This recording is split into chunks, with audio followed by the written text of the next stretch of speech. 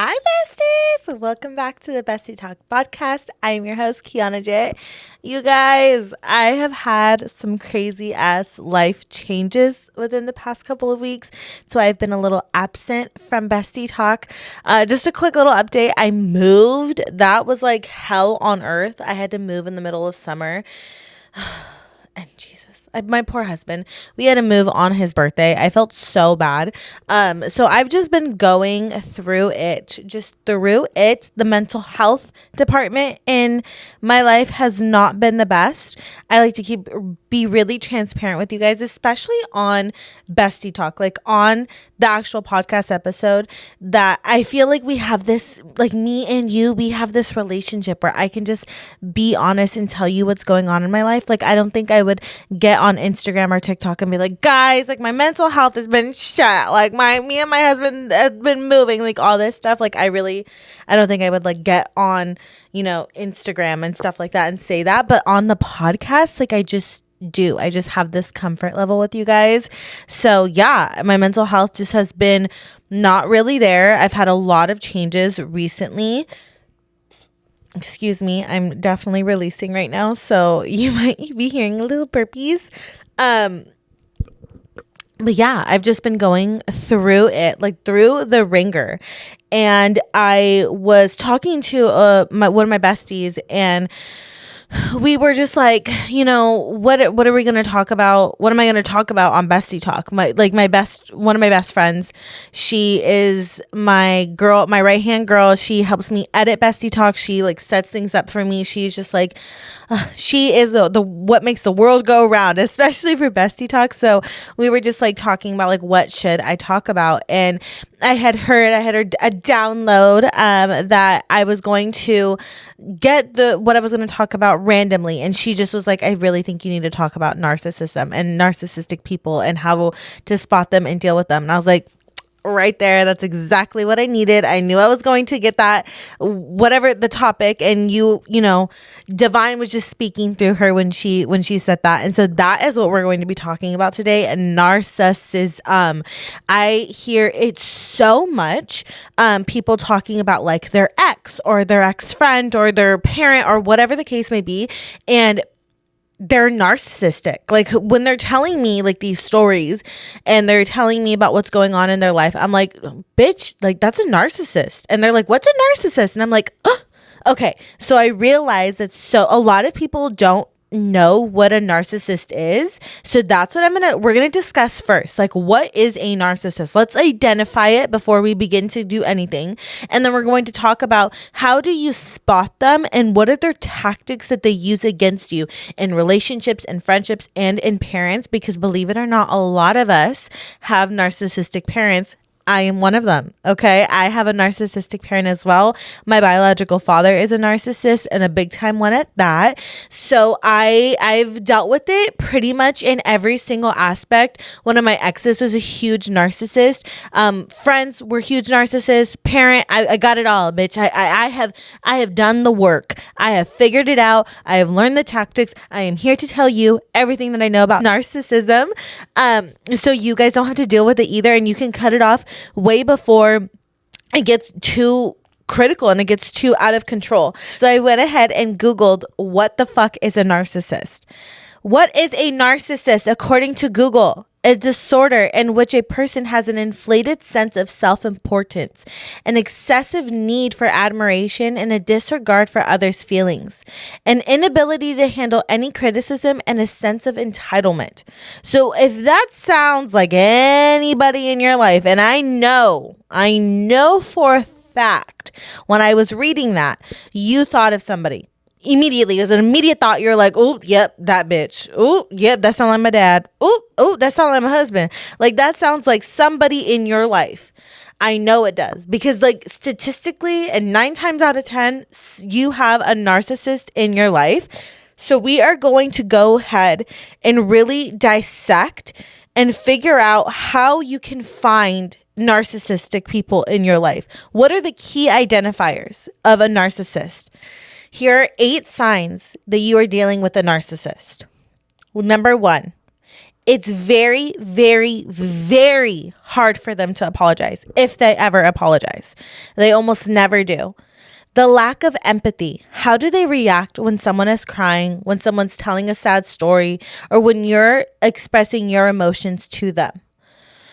Wanting too much right away in a friendship or a relationship where they want to push boundaries like they've been with you for years, especially in sexual situations, saying I love you in the beginning, trying to go on trips, trying to meet family members, doing things like that. They're pushing the boundaries. They want things too much too early on in a relationship or a friendship. They do not respect boundaries, especially after you've already stated them.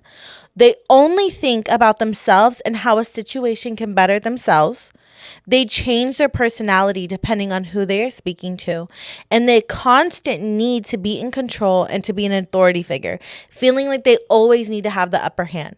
So those are 8 key reasons or key notes to look at when you're trying to identify if you are dealing with a narcissist in your life. Those are just basic overall narcissistic qualities that you need to look out for in a relationship, in a friend, or in a parent. And if you feel like, okay, that sounds like somebody I may know, that sounds like a friend that I have or a partner that I'm with, then I really need you to open up your ears and listen to the rest of the episode. Even if you don't feel like you have anybody in your life, or maybe you're like, that sounds like my ex-boyfriend, or that sounds like an ex-friend I had, I need you to listen to all of this, because if you've already dealt with a narcissistic person in your life, chances are you will deal with it again. Another person, another narcissist will come into your life because narcissists like to feed on specific people. They like to feed on people who wear their heart on their sleeves, who maybe seem a little bit more, I don't want to use the word naive, but that seem to be more open to accepting people into their life. People who they feel like they can pry on. Like they literally look at people like prey. They don't look at people like human beings. So if you've dealt with a narcissistic person already, chances are you're going to deal with them again. And now this episode will be able to teach you what are the key things that you can look at when you're meeting somebody new, when you meet a new friend, or when you're dealing with your parent you haven't talked to in a while, and how can you go about it, and how can you set your boundaries, or do you need to just cut them the fuck off? So number 1 we're going to be talking about is relationships. And just narcissists in relationships. I feel like I could talk about this all day long. I was in a relationship with a narcissist a long time ago. Many of you guys know I've been with my husband for 8 years now, a little over 8 years. And I am very blessed that he's definitely not a narcissist. But it took a long way to get there. Okay. So I definitely dealt with narcissists before in relationships. And, it was fucking hard. But now I feel like I had to go through that so that way I can educate you guys and educate my clients and things like that about what a narcissist is. And I hear it so much from my clients about they're talking about their ex-boyfriend or their boyfriend that they have right now, and he is just showing every single sign of narcissism, and it just blows my mind. It truly blows my mind, and it blows my mind how many girls are like, wait, what? I didn't even know that is a thing. There's a name for that, and it doesn't need to be just men, because there's another thing. Men are not the only narcissist in the world. There are also women narcissists, okay? It doesn't need to just be men. So that goes with relationships, friendships, parents, mothers can be narcissists too. Narcissists do not discriminate. Narcissism does not discriminate, okay? It could be a man, it could be a woman, it could be a mother, it could be a father, it could be a husband, it could be a wife, it could be a child, it could be a grown adult. It does not matter. Narcissism goes all the way around. So don't think that you're exempt to it, and or your partner or your mother or your friend is exempt to it either, because they are definitely not. So we're going to talk about narcissists in a relationship. How to spot a narcissist in a love dynamic. I'm going to give you guys 3 ways to spot a narcissist in a love dynamic relationship. Number 1, they hate. This is specific for men narcissists. They hate alpha females. They do not want you to be independent. They do not want you to succeed. They do not want somebody who has their own business, who is an entrepreneur, who is high in their career, or even if that's your goal. If your goal is to be, I want to like climb the corporate ladder and I want to get on top, I want to be a CEO, I want to own my own business one day.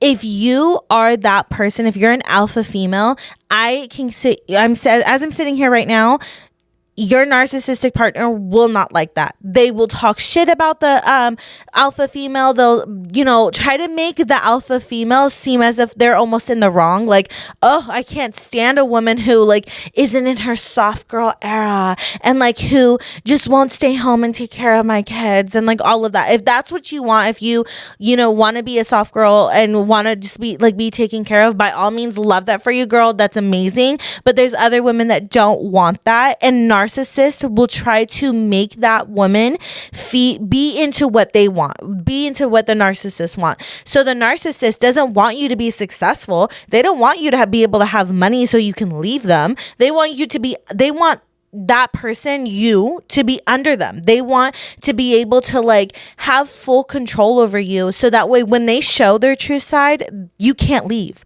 And then before you know it, you're like, oh my God, I was a successful business owner and I let this guy talk me into leaving my business, to going and being a stay-at-home mom, and now there's no way for me to leave this relationship. I hear it happen so often. It's almost insane to me. I had a friend of mine who she was so successful in her business. She had a consistent like clientele, like so successful, and she's just like an amazing person, had her own like apartment, had her own everything. And this man just came into her life and like literally was like, I don't want you to work. I don't like what you do for work. I don't want you to go back home to your apartment. I want you to stay here.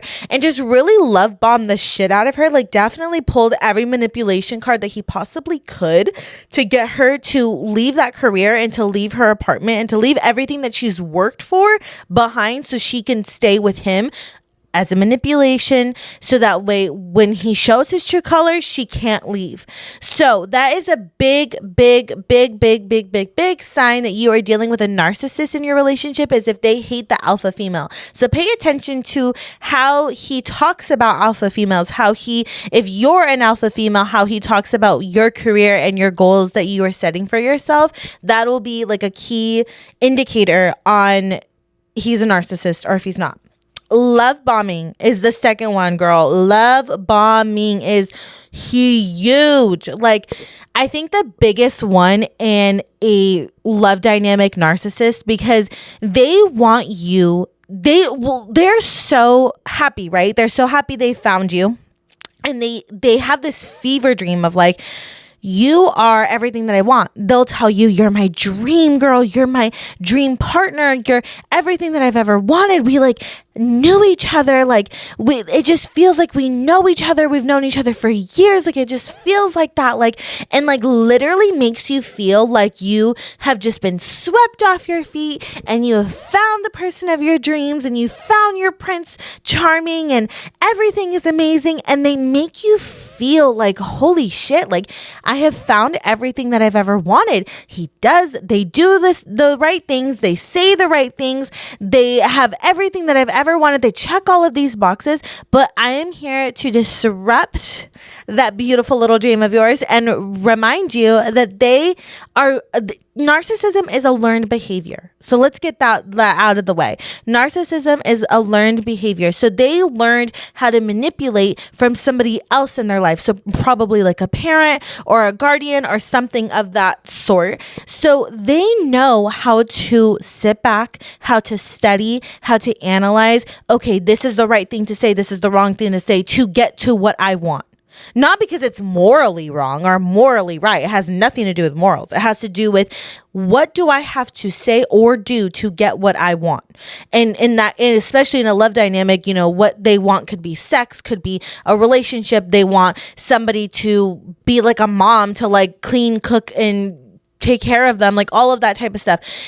So they want to figure out, what can I do or say to a woman or to a man to get what I want. And they've analyzed that and they've studied it. And so now they know exactly what to say. And that's why they're saying all the right things. Like, you're like, holy shit, like, this is amazing. He's saying everything perfectly. They're saying everything what I want. They're doing everything that I want. And it's just amazing. It's because they've learned it from other relationships and other things that they've studied. Going back to what I had said earlier, that if you've dealt with a narcissist before, chances are you'll probably deal with one again, because they go after the same type of person.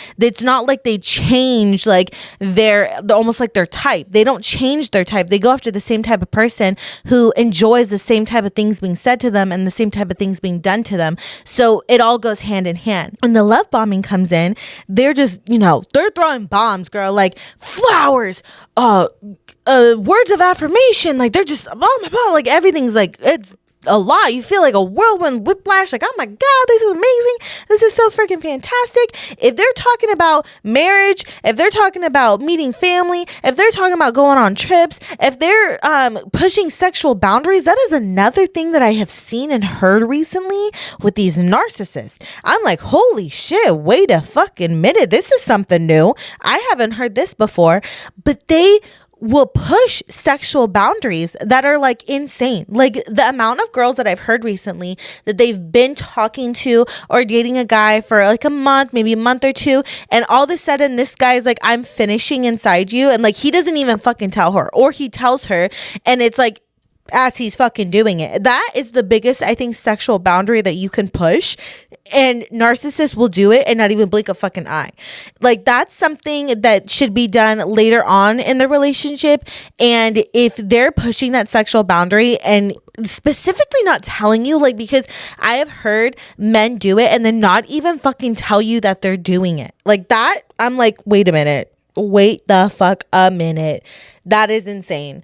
So if they're pushing sexual boundaries and all of that stuff, that is all types of love bombing. So that is the biggest like red flag alarms going off, nails going off, everything's going off, like, bitch, this is a narcissist, run, like, the huge, biggest fucking one. And like I said, I can talk about that for days with love bombing, and we're gonna talk about that a little bit later on in the episode, just in a little bit more about love bombing and what they do once the love bombing stops and how they try to flip it back onto you. But the third thing that I really want to fucking talk about when it comes to narcissists in love dynamics is dead eyes. Okay. And dead eyes are when a narcissist is talking to you and their eyes are just fucking blank. They have no emotion going on in their eyes. They could be happy, like they're telling you they're happy, or they could be sad, or whatever the hell they're telling you, or they're trying to make you feel that emotion is coming out, but their eyes don't fucking move. They're just like, not even like you can't see anything. It's just like dead eyes, dead, like black eyes. They just go ghost almost. And if they never change and they're always like that, narcissist. Okay. The only time dead eyes change is during a rage fit, when they're fucking angry and they're throwing shit and they're getting mad and they're punching holes in walls.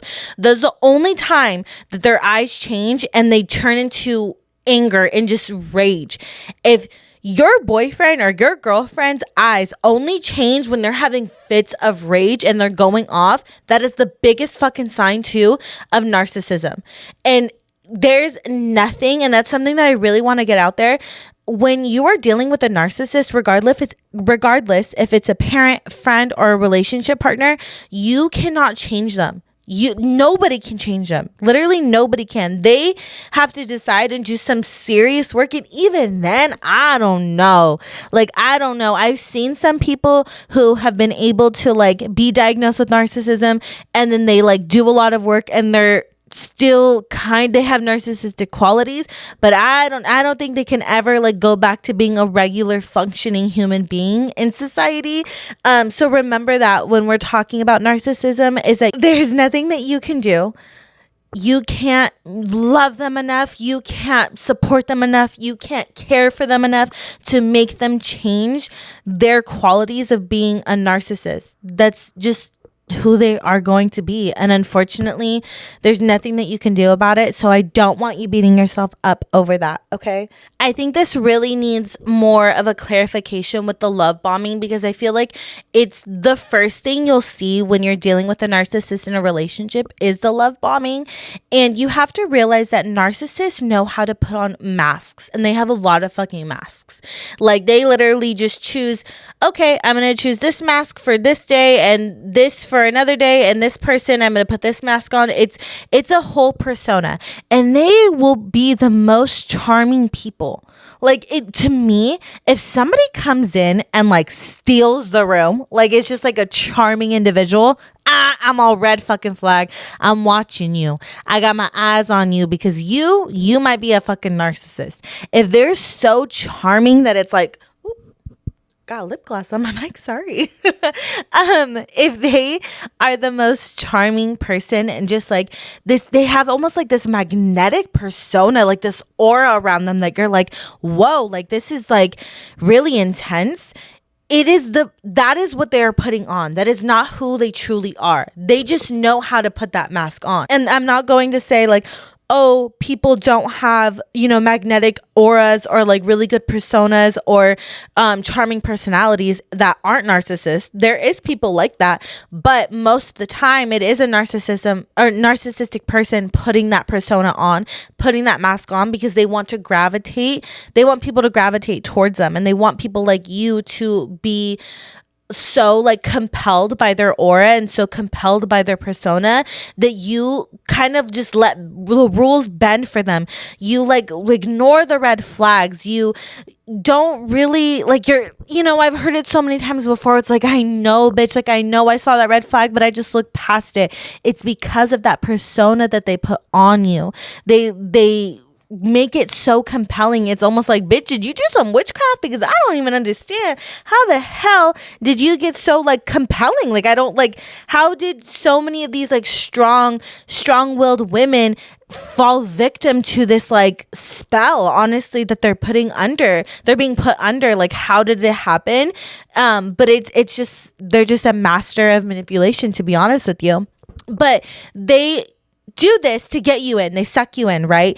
And then they're love bombing you, and they've become so obsessed and have this fever dream of who you are, because they're like, wow, she is beautiful, she is what I want, she from the outside, right? Because they're always talking about, I'm gonna get married in 6 weeks and blah blah hook and blah, and it's really a lot, because they've fallen in love and obsessed over the outside of you, like what you have to offer on the outside. And what you have to offer on the outside is obviously real good, because he's obsessed, right? But he doesn't understand what's inside. Or they don't understand what's inside. So as time goes on and that person, the narcissist, starts to realize, wait a minute, this person's a fucking human being.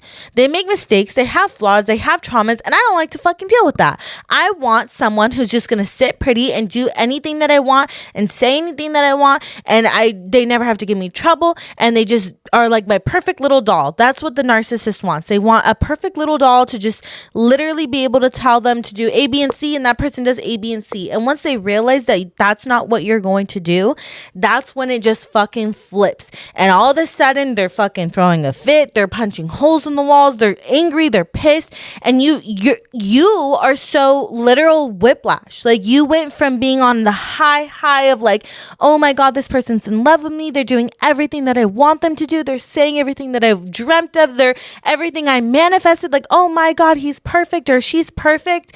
And then all of a sudden, the table is flipped over and they're doing everything that you wish that they would never do. You're scared, you're hopeless, and you're like, you start to look within. They want you to look within to make you think that you did something wrong. But in all reality, you didn't do anything wrong. You're just a human being. You made a mistake. You showed your traumas, you showed your triggers, you showed who you are as a person, and they just didn't like it because they put a picture and a fever dream of what they wanted you to be in their head, not who you truly are. So when you're in that situation, it's almost like you don't know what's real and what's not real. You're like, I'm so confused. You literally feel like you have whiplash. And this is like the most endless cycle when dealing with a narcissistic person in a relationship. It will never end until you decide to walk away, because it's going to go back like, he's going to calm down and be like, yes, see, you knew you were wrong and blah, blah, blah.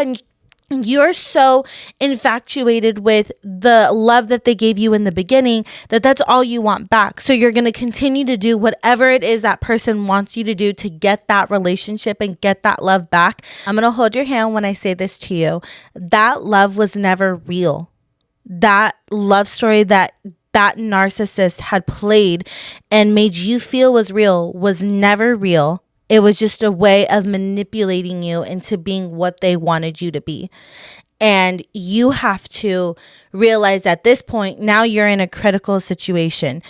You have two choices. You can either open your eyes and realize, this is a narcissistic person. I'm dealing with somebody who knows how to be a master manipulator, and I am deciding that I need to walk away because nobody is going to be able to fix this besides that person. Or are you going to close your eyes and continue to deal with this vicious cycle of very high highs and very low lows? And it will continue and continue and continue on until you decide to leave. That, unfortunately, is the only ending when dealing with a narcissistic person, especially in a relationship. So now I want to go on to dealing with a narcissist in friendships, because that one, honey, that one I feel goes unnoticed for a very, very long time. I have dealt with friendships and they're narcissists, and I just let things slide so much because you don't really realize what that they're being narcissistic, because I feel like it's like an underlying, it's like an underbelly, because you're not with them 24/7 like a relationship. You're with them in different aspects, and they use you in different aspects. So we are going to talk about friendships now. I'm going to give you guys again 3 indicators that your friend is a narcissist. I'm not saying that these are the only ways to tell if your friend is a narcissist. I want you to listen to this whole episode and take everything into account and realize that, maybe like the one in the parent section that we'll talk about a little bit later might relate to you in the friendship category. So make sure you listen to them all, because honey, trust me, when I was even doing this, I was like, fuck, I got another narcissist in my goddamn life. I forgot about this. Like, this is crazy. So I really want you to listen to every single aspect of this episode. Narcissism and friends, they will manipulate the truth to fit the narrative that they have created in their mind. That is a huge one. They will fixate and mold whatever truth, whatever you've said or whatever somebody else has said, and they'll fix it and change it into what they want to fit whatever narrative they've got going on in their crazy little skull. So think of that when you're thinking about when my friend told me somebody else was talking shit about me. They could have molded that into something that it wasn't and have made you now feel that other person is an enemy. That's a big one. This is a big one, like a very large one. Money with friends. Money with friends. Oh, it's a good one. It's a good one, you guys. It's a big one. If they are always expecting that you're going to pay for their meal, or you're going to pay for their ticket, or you're going to pay for their drinks, and they don't even question it. They don't even ask you like, hey babe, can you get me, because I don't have my money. Like, can you get me? I'm going to pay you back through Venmo or whatever. But if they just expect you like, hey, you got it. You got me. Pay for that. Do this. Or they just get up and leave because they know that you're going to pay for it. Narcissist within your friendships. Let me tell you, I have been down that road, honey. I have been down it, and it is not easy, and it is not fun to get out of, and you end up sitting there with a lot of money that you are owed. But honestly, I'm going to be the one to tell you, you're probably not going to get it back. So if you're dealing with that in a friendship, cut it off immediately. Cut it the fuck off. Okay. I want you to also pay attention to how they react to good news in your life. Let's say you just got a car. Okay.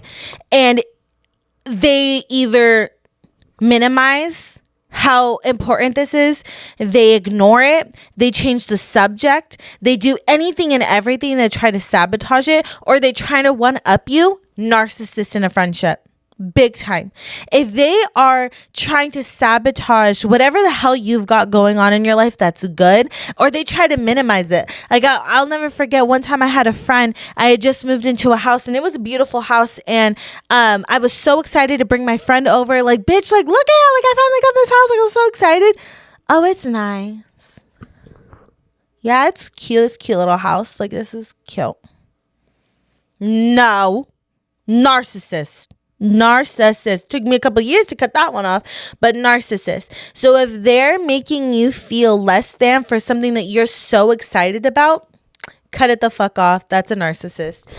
Narcissism in friends is also a lot different from relationships, because in friends and in friendships, they want to devalue you. If you aren't doing something for them, if you aren't helping with whatever need that they have, if you're not helping immediately in that, to them, you have no value, and they just completely dismiss you. So for example, if you have a friend that, every fucking month she needs some money, they need money. Like, hey girl, can you borrow me, or can I borrow $100? My phone bill is going to get shut off. And the month after it's the same shit. And the month after it's the same shit. And month after it's the same shit. And you finally decide, I can't do this anymore. I'm struggling on my own. I can't do this. And you set the boundary with that person, and then they ghost you. They ignore you. They don't talk to you, or they don't answer the phone. They start talking shit about you. That is the biggest sign of narcissism, because they feel like you have done them wrong because you cannot help them get out of a situation they have put themselves in. That is key textbook narcissism at its finest. So when dealing with friendships and they have narcissistic qualities, I honestly feel like ghosting is almost the best way possible to end the relationship, because no matter what, with a narcissist, you could sit down and have a conversation with them. You can tell them how you feel. You can explain to them, you do this to make me feel this, and blah, blah, blah, blah. But unfortunately, a narcissist will never be able to understand and be able to accept criticism. That's another thing, especially in friendships. A narcissist cannot accept any form of criticism or feedback. They just cannot accept it. And if they will more than likely be in a fit of rage and get upset and project things onto you the second you try to give them any type of feedback. It's easier to just cut it off and call it a fucking day and deal with the trauma that you've been endured by them with healing sessions and truly trying to heal within yourself and going to therapy than trying to work on it with them, because trust me, the healing and all of that will come a lot sooner than trying to get through a narcissist. I'll tell you that. Our last section is narcissism in parents. Let me tell you, I, for the longest time, didn't realize that my biological father was a narcissist. I just thought he was a dick, to be quite honest with you. I just thought he was an asshole who, never really took care of me and who kind of just bounced on my mom. I didn't realize that he had narcissistic qualities until I really started healing, and I was dealing with more narcissists in my life, or like friends and family that I had were dealing with narcissists in their life, and they were, vent to me, and I was like, wait a minute. That sounds like my motherfucking dad. That sounds like somebody I fucking know. And I sat down and I really realized, holy shit, he is a textbook narcissist. So, narcissism in parents, let's give you guys indicators. They will never be able to see their adult children as grown adults.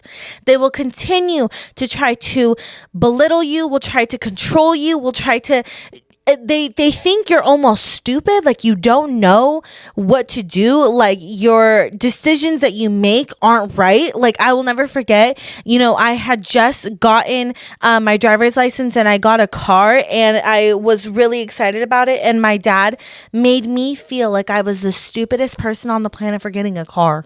Like, how does that even make sense? Because he couldn't control that. He wanted to control and control and control. And that is a narcissistic parent to a T. So if you feel like no matter what you do, no matter how grown you are, if you're married and you moved out of the house and you got kids, like you're a grown ass fucking adult too, and your parent doesn't ever see you as that, they probably are a narcissistic parent.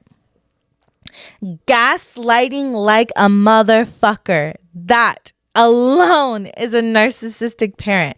Talking about, I'm your mother, I'm your father. After all I've done for you, something my dad was famous for saying was, you've got my blood running through your veins. Like, you should be helping me. You should be doing this. You should be doing that.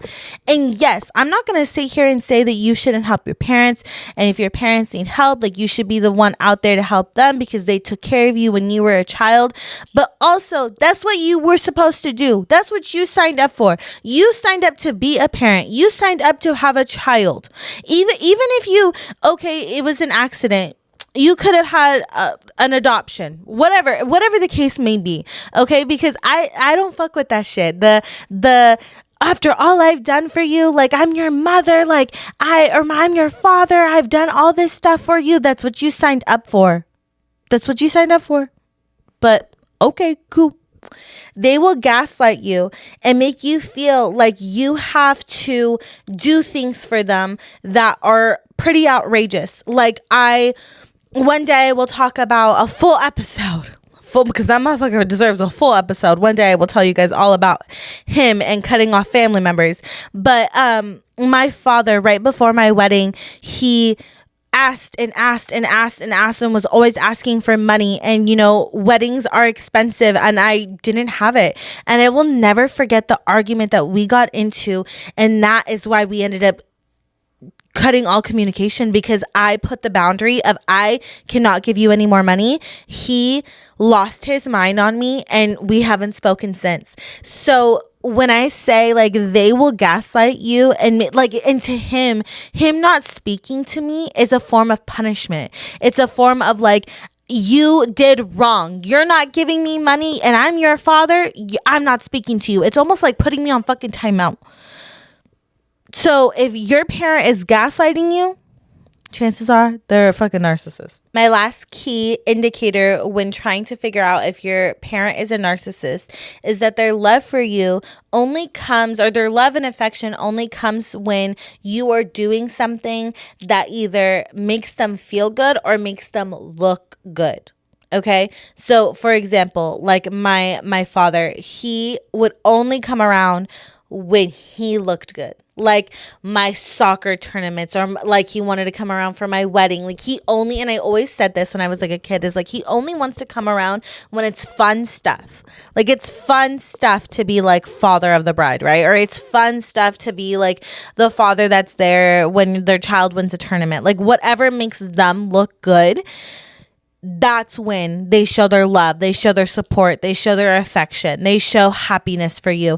And that alone, because you as a child, you know, you start to feel like it's transactional, like love is transactional. And then you bring that into like relationships and friendships in the future, that I need to do something that makes my friend or my relationship partner look good and feel good to be able to receive love and affection and kindness.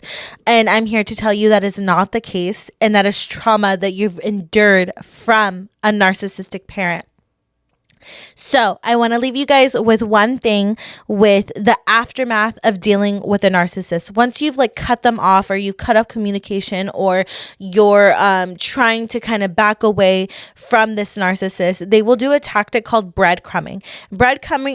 Oh my God, not breadcrumbing. I am so sorry, you guys. Breadcrumbing, okay? Breadcrumbing is when a narcissist will come back into your life for a short amount of time and will like call you once or twice, leave a couple text messages just for you to kind of like reel you back in, to see if you're still interested, to see if you still want to have this relationship with them, see if like where you stand on the relationship with them. And once you know, like take the bait and you like text them back or you call them back, they retreat and they almost go back into a corner because they want to see you now crawl to them and run to them. That is the biggest way to get back into the cycle of the narcissistic abuse. So my biggest tip is to, when you are dealing and healing from a narcissistic abuse, focus on yourself. Focus on your self-love, your healing journey, everything that has to do within yourself, and getting yourself back to where you were before the abuse is going to make you stronger, not only like physically, mentally, but like headstrong too. And you're going to be able to, when they come back, when they try to do the breadcrumbing technique, you're not even gonna fucking flinch. You're not even gonna bat an eye, because you are so rooted within yourself that doesn't even matter to you anymore. You don't need their acceptance. You don't need their love. You don't need their love bombing or anything like that. But I hope you guys have a really great day today. I hope you got a lot of information from today's episode. I really hope you were able to open your eyes to maybe some abuse that you've been enduring and you didn't even know that you were enduring it. And I know how it feels to deal with a narcissist, and it feels like you're going fucking crazy sometimes. But I'm sorry, you guys. I'm releasing like a crazy person today. But you guys are going to get through it. And eventually I wanted to do another episode. My God, you guys, I can like not talk today. An episode on how to leave a narcissistic person and how to heal from narcissistic abuse and what I've done to be able to heal from it. And I will never say I'm done healing. That's something I think I've said a million times on this freaking podcast. I will never say I'm done healing. There's things that trigger me to this day about narcissistic abuse that I've had, that's happened to me years ago and that I thought I've healed. So one day I will do another episode on like the aftermath of dealing with a narcissist. But I hope you guys all have an amazing day today. I've missed you guys so much, and I can't wait to get back on this like weekly routine, because bitch, I'm tired. I've been ghost online. I'm sure you guys are like, what is going on? Where the hell is this girl? But I am back. If you guys have anything that you want me to talk about on Bestie Talk, if you're like, I need her to talk her shit on this topic, please do not hesitate to DM me. I think next week I might do a bestie ask your besties. So if you have some questions, or you have some tea, or you have some drama that you want like me to talk about, make sure you DM me on Bestie Talk. But make sure you guys like, comment, subscribe, all that good stuff, and share this with your bestie. Share this with your mom, your grandma, whoever the fuck, whoever you want to share with. And I hope you guys all have an amazing day. I love you guys so much, and I'll see you guys next time. Bye.